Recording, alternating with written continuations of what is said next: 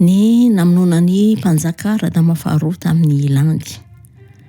Verina kely amin'ny tantara vetivety aloha tsika hamantarantsika hoe iza moa Radama faharoa. Averintsika somary lavidavitra momba ny tantara Madagasikara manontolo. Vetivety kely.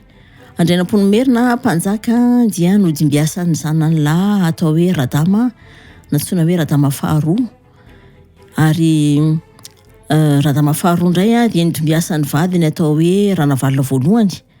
Izay nanjaka teto Imerina tamin'ny 820 hatramin'ny 180. Ranavalona voalohany nandritra ny fitondrany dia niteraka zazalahy izay natsoina hoe Rakoto.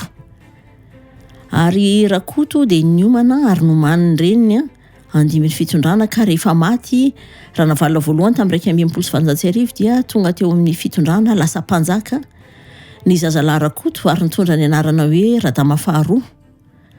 Mpanjaka Radama faharoa tamin'ny 180 hatramin'ny 380. Fotoana fohy dia fohy satria Radama faharoa dia nanana endrim-pitondrana izay tena tsy nisy ny fandraisany tamin'ny reniny, ary izany zavatra any dia nahatonga atezerana ho an'ny olona maro teo amin'ny fitondrana izay tena niara-niasa tamin'ny Ranavalona reniny. Ny tantana ny fanjakana dia tsy iza izany fa ny ova na tsy miambola na tsy mahafotsy izay tena reo ny tena ny tantana ny raharaham-pirenena. Radama faharoa rehefa tonga teo amin'ny fitondrana dia nandrava zavatra maro be. Ny foanany, ny fanompoana, ny foanany famorana fa mampijaly ny zazalahy hony, ny foanany abatseranana, ny foanany zavatra maro aroa izy hoe malalaka ny fivavahana sy ny finoana.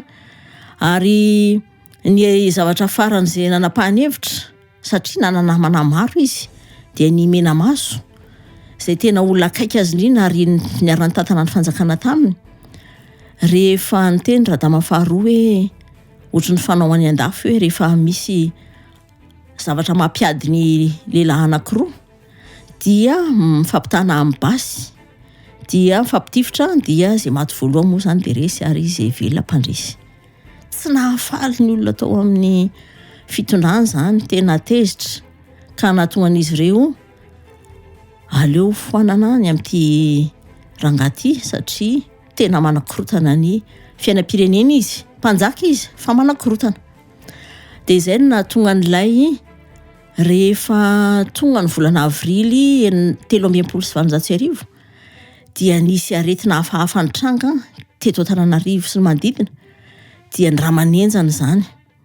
Dia tamin'ny Ramanenjana hoe niseho tamin'ny olona voan'ny Ramanenjana hono Ranavalona voalohany malahelo amin'ny fihetsiky Radama faharoa. Ary aingana dia aingana fisehony raharaha satria dia nosamborina avokoa ny mena maso rehetra, ary avy hatrany dia nisy ny vonoana.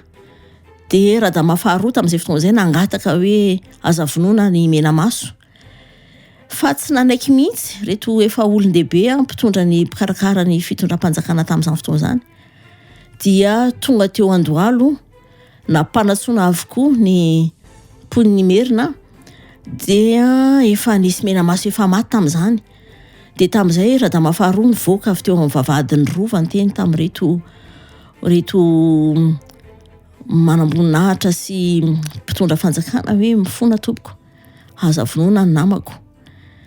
Dia aingana be ny fisehony raharaha satria nialiny iny avy eo, nialiny 12 na 13 avrily izay, dia nisy nitondra Radama faharoa ary nisy nanakenda tamin'ny lamba landy mafy dia mafy, ary izay nanapitra ny ainy teny lafy. Avy hatrany dia nalevina Radama faharoa. Fa maninona moa Radama faharoa no nikendaina tamin'ny lamba landy satria ny mpanjaka dia tsy azo alatsa-dra, kanefa nisy atezerana mafy dia mafy ny tranga, dia ny fanakendana no natao tamin'ny Radama faharoa dia nodimandry izy taorianan'izay.